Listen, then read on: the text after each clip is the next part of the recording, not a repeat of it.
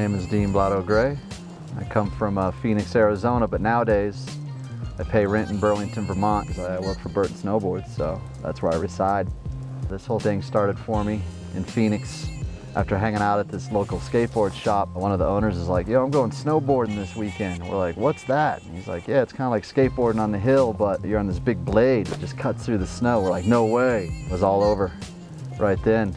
Just been living the dream on the board ever since. You know, you skate around the city and all that as the adventure and find new spots and all that, so this was just an extension to bring that up into the mountains and have still a fun tool to go on that adventure, to look around the next corner. It's funny, I started snowboarding and then all of a sudden I was sponsored. I moved to Colorado because that's kind of where snowboarding was happening a little more than Arizona. Burton approached me about working for them, being a team manager and then working in the photography aspect.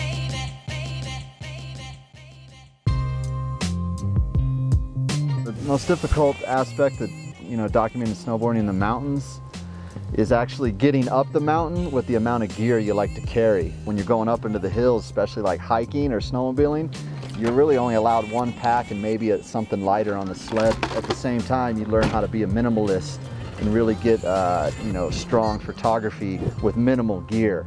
So you kind of master that whole art. But the second thing about shooting snowboarding in the mountains is you have the avalanche factor. You got to be careful out here because the mountains are big, humans are small. If the snow comes down, you're done.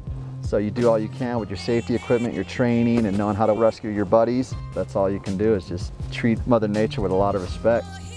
Believe it or not, I don't get to snowboard a lot when I'm shooting snowboarding because you're always working, you got to pack on, so that limits your abilities.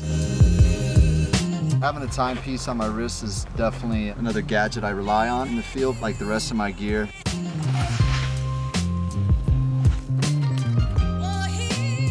Something that's reliable, always comes through in a crushing situation. Keeps me on schedule, keeps me on point. The G-Shock hasn't let me down. It's always there and ready to roll. That is the beyond perfect photo. Beyond.